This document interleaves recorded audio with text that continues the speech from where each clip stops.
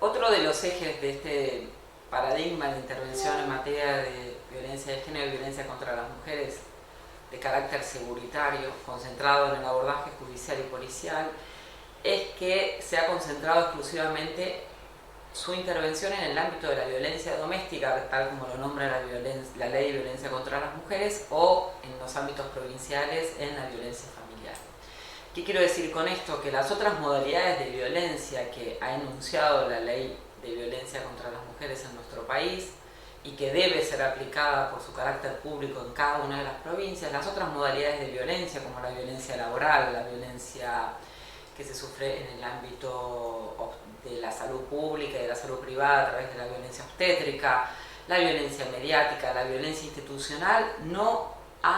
se ha promovido desde el Estado canales o procedimientos de denuncia. Y esto es un enorme problema en términos de cómo vamos a dar cuenta de búsqueda de protección frente al Estado o de denuncias frente a otras modalidades de violencia contra las mujeres y de género, que no sea aquella que ocurre en el ámbito doméstico y familiar, sino que ocurre, por ejemplo, en el ámbito laboral. Y ahí el desafío, desde distintos ámbitos, no solamente, reitero, desde el Estado, sino de los ámbitos sindicales, universitarios, de las organizaciones sociales y feministas, es promover distintos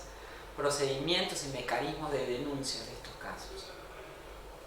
Quizás, digamos, pueda ocurrir que en el ámbito laboral aparezcan situaciones de violencia doméstica y familiar y ya podemos conocer cuáles son los ámbitos hacia donde debemos dirigirnos estratégicamente frente a esas situaciones, si va a ser una denuncia penal, si va a ser una denuncia en el ámbito del juzgado de familia, si va a ser una denuncia policial o si vamos a pensar otras estrategias. Cuando queremos hacer esas denuncias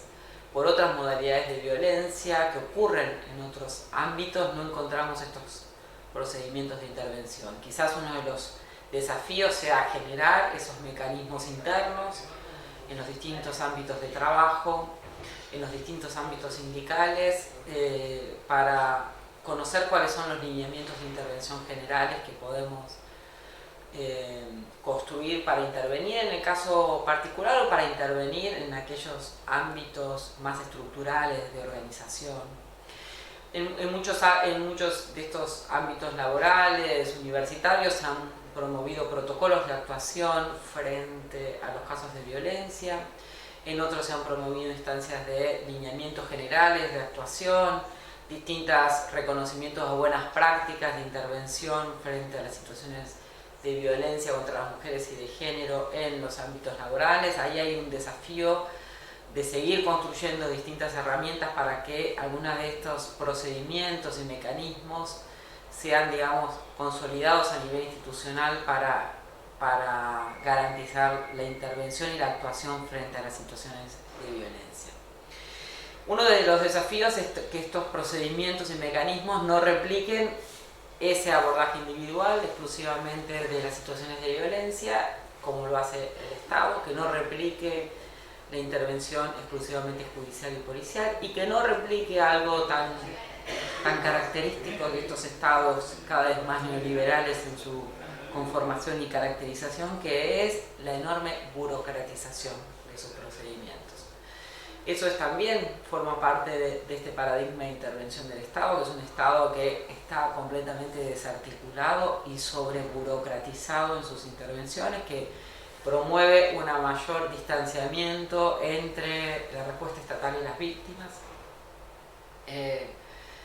Muchas oficinas estatales que replican el mismo tipo de intervención, esto que podemos identificar que se va reiterando en distintas oficinas, en los mismos ámbitos de intervención o las mismas funciones. Esa desprolijidad, podemos dar cuenta, de la intervención estatal es también una definición, a mi modesto entender, de una política pública, o sea, de ir promoviendo instancias cada vez de mayor burocratización para ir alejando al Estado de la respuesta frente a las víctimas, y que esa instancia de burocratización también se expresan en un mayor tecnicismo. Cada vez se utiliza mayores términos más difíciles para explicar las intervenciones estatales, más